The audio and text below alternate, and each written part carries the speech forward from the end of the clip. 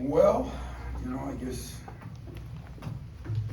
a little old school Big Ten basketball. I thought, both teams played pretty well defensively, but I'm not sure I've seen that many air balls by both teams. We just didn't make shots, and they probably didn't either. I felt like we did enough things to second half kind of still felt like that game was in control, and a good coaching lesson, a good lesson for the players. We took a couple bad shots in that stretch. We were 11 up, and just like that, give them credit, they changed it. And I thought we did enough good things to win the game, deserved to win the game, but we've got to improve on, I don't know how you improve on getting some of those shots. So what a great, unbelievable crowd, great TV audience. I told Juwan after, I thought both of us didn't play very well offensively, and I guess doesn't make me a good coach. I think even some of you guys could probably figure that out. So I say that, and yet I was really proud of AJ. I thought he did a lot of good things. Biggest one was guarding. The job he did guarding Jett Howard. I think Jett Howard is really, really, really a good player. Really good player. And Kobe Buffkin is. So I think you guys, Kobe Buffkin, I want to make sure that's on. Whatever this is. Are you Brooks? We're good. But, I thought AJ did a good job, and Joey, I never seen him miss so many good shots, but at the same time, he gets 10 boards and played pretty good D, so I was happy with him. Malik Hall, my assistant, Wojcik, said to me at halftime, we're sitting on the bench, and he says, God, Malik, he's kind of a stat stuffer. I said, what do you mean? I said, he got 9 points. I said, 9 points? It just didn't seem like that. He ended up with 15, we don't win the game without him. And yet, some of those drives in that, just like I told Jaden at the end of the game, tell Malik that because the head tells you can do it, the body tells you can't. And so you could tell he was a little off on that stuff. But all in all, a great win. I thought most of the second half we played pretty well. Thought they came back really well. And typical Big Ten game. That was a slugfest. So hopefully I'm sure we'll both shoot better than we had. We have both shot better. But maybe credit goes to the defense on both teams. Tom, I want to ask about the defensive effort on Dickinson. Especially in the first half, you were able to contain him pretty well. You got going a little bit in the second. What was the key there, especially in the first half?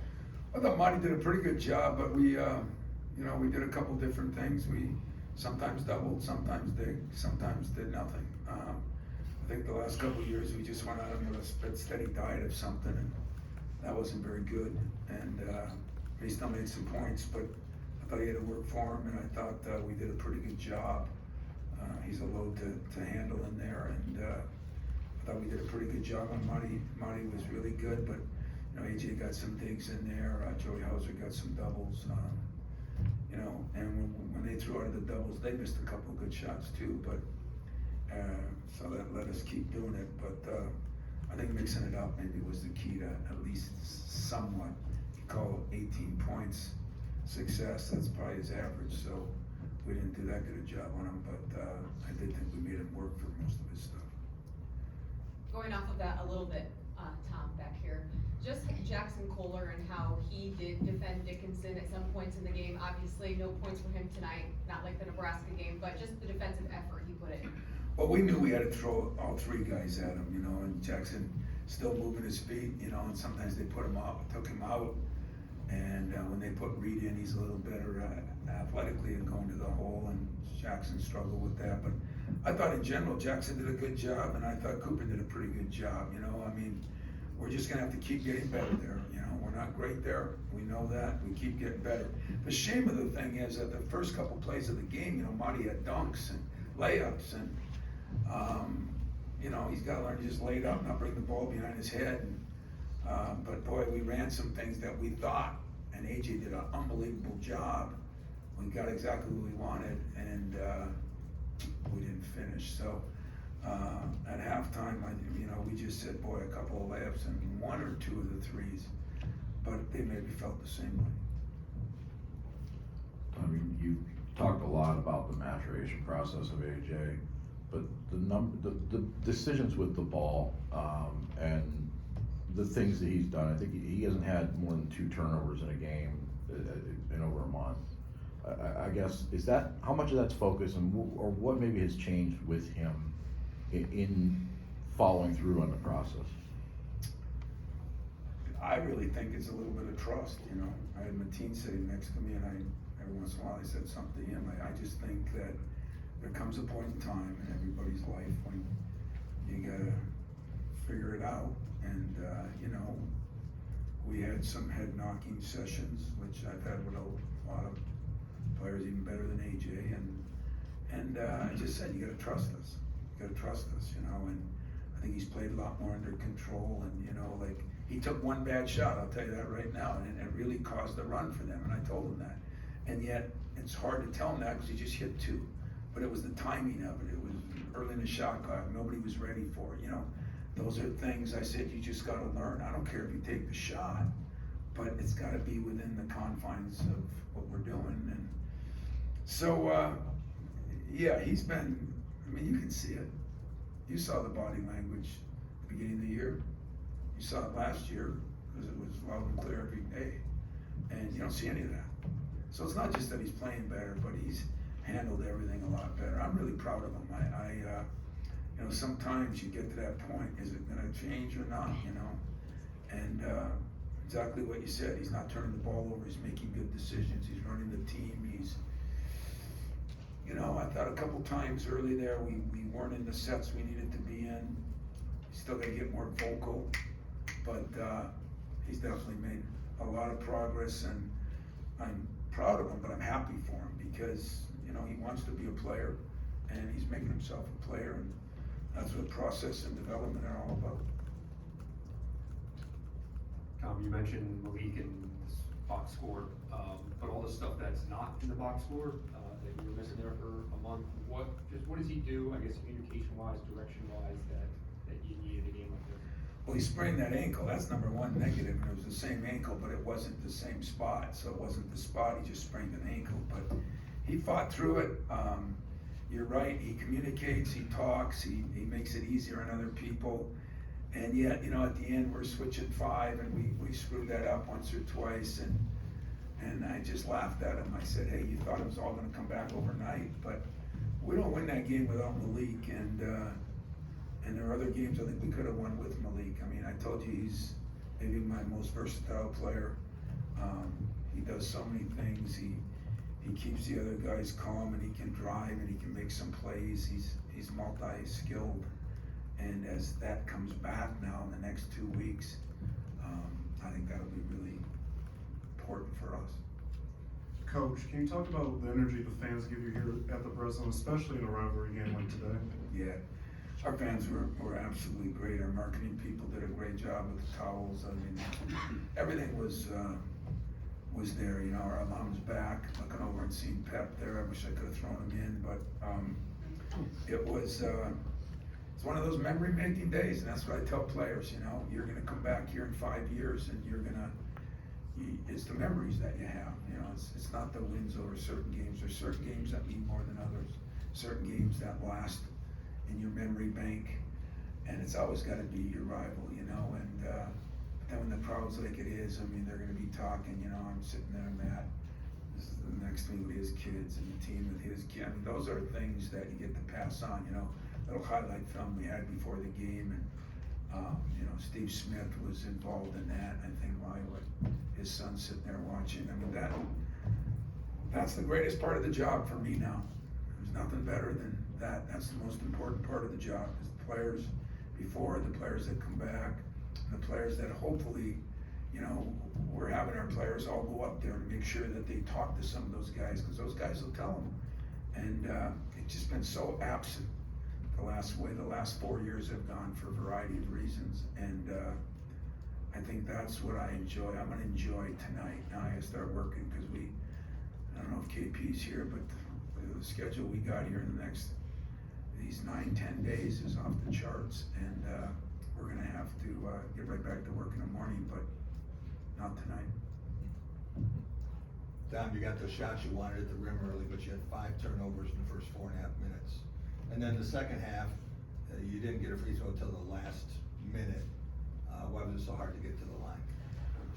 I think the turnovers, we fumbled balls, you know, I mean, we fumbled balls in those layups and that was 2 or 3 of them.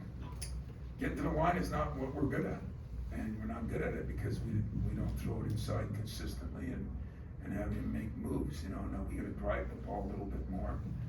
That'll be one thing that we'll continue to work on, and we gotta get Jaden doing it, and AJ is very good at it, but I think Malik is gonna get to the line. You know, he gets there 4 times tonight. I think Malik Hall's the guy that can get to the line more. I thought Joey, you know, it was a tough game to officiate, tough game to coach, tough game to watch. Beautiful game to win.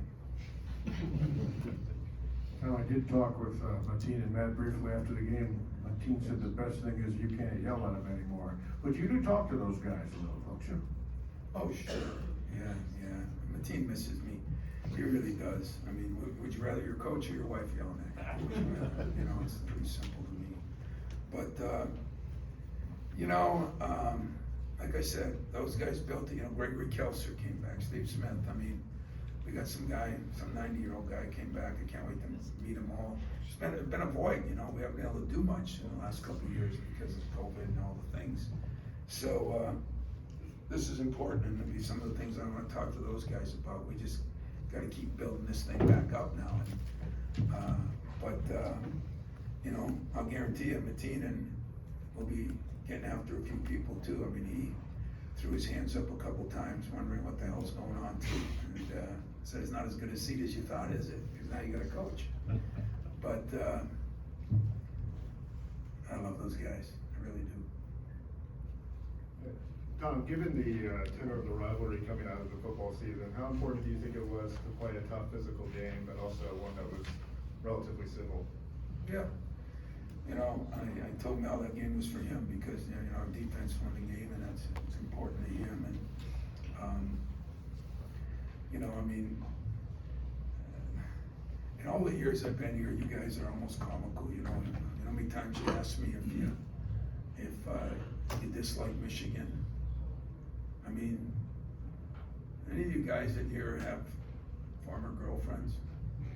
Does your wife like them? You know? Do any of you girls have former boyfriends? Do your husbands like them? You know? I mean, what the hell do you think you're supposed to do? You know, you're not allowed to like the people that are taking your lunch, you know? So, you know, I've always said this after my 3rd year. I respect them. And that's what I told my players we're gonna do. We're gonna respect them. I don't know how the fans were. I pleaded with them, because I wanted them to cheer for us and nothing else. I'm sure some got out of hand, but I thought in general, you know, there was a few chances. I wanted to lead on the reps a few times, but I didn't do it. And I don't know if our fans did, but I thought in general, you know, I respect them. I have a couple of really good friends on that staff and that assistants, but that's all. You know, that's all. We'll be meeting up again in a month or 2, and it'll be fun down there. All right, we got a couple more, Chris and then Rico. Tyson's game today, there was a lot of fearlessness in there. And where if you can kind of break down that one-on-one with Dickinson in particular, where he attacked him and went with the scoop? You know, that's a very, very good question, because I don't think Tyson's been as aggressive as we wanted him. You know, last couple games he started to become more aggressive. He missed some shots that I think, you know, that went at the free throw line. I mean, but he was more aggressive. He did make a couple of those great, the left-handed plays, they were big-time plays and over big-time bodies. So I think Ty is starting to get more and more comfortable. He guards well. He had 14 points. You know, we got to get him to the line. We got to get him a few rebounds. We got to get him to the line a little bit more. But I was pleased with him. You know, if you look at our turnovers, even you know, he had 2 But, you know, Marty had 3 fumbling the ball, and Malik had 3 trying to do a little too much. I think for the most part, Tyson hasn't been doing enough. So I think he's getting a little more aggressive, and that's music to my ears. I think that's good for us. I don't think I ever told 2 guys to keep shooting that shot like those 2 shot. But I said, hey, just keep shooting. And if my old players would have heard that, they'd have been really mad, because I probably told them, don't ever shoot it again, you know? But I felt comfortable in the shots they got, and the way they took them, we just didn't make them. And, you know, everybody's right, there was good defense both ways. Body of work plays into that though, too, for both of those guys. The body of work that they've hit that shot. Yeah, you know, he's very good at the left-handed one, and the one when he gets in there and found ways to get him up. AJ did that once too. I mean, we're not real big. You know, a lot of teams are bigger than us, especially at the guards. You know, Nebraska was huge at the guards compared to us. But, you know, Jaden, I think, is still gonna come. We gotta get him more involved a little bit now. That'll be the next bit of work we do. But I'm not gonna change anything with Joey and Tyson, because they've been shooting the daylights out of it even in practice. Tom, you said that your free throw shooting not the greatest, but what does it say about your team in the final 30 seconds? In a one-on-one type of format, they stepped up to the line and hit 6 or 7. Really proud of Malik. I mean, you know, he hasn't played much, and he had to go there and do that. And I think our free throw shooting has been, if I said that not very good, it's been good, we're just not getting there. You know, I mean, we were up to 78%, we're leading the league, but we had the least amount of attempts. And, you know, some of that's gonna be by nature without a true post player that we're going to. But boy, Marty, I think if he could have finished a couple of those, you know, maybe he gets 8 shots and he hits 4 or 5 of them, that would have been a hell of a night. So we got work to do. I mean, we got a lot of work to do, but I think you can see too that we're running stuff a little better, a little smoother. We're doing some things a little better. Our defense has gotten better, and if you look, since Jaden has come back, it's gotten better, and with Malik, it's gotten better. And I think that those 2, we got ways to go yet. We don't have a ceiling, so that's the encouraging part. But all in all, you know, I'm happy with the win. It might not seem like I'm as happy, because, you know, I want everything for our former players. I want it for our fans. I think that place could have blown the roof off if we ever could have made it 3 in a row. I don't know if anybody ever made 3 in a row. I guess they made 2 in a row at the end. We just didn't do it. But there's nothing like not shooting well and still finding a way to win. But you can't live on that, but that's a good start. And Michigan, you know, Williams maybe didn't make the shots he's been making, and Baker, I thought, had some good looks. But Lufkin and Howard are 2 very, very, very good players, and they're gonna get better and better, and Dickinson does what he does. So I think both of us will get better, and should be a good game later, but we got a lot of games in between, so.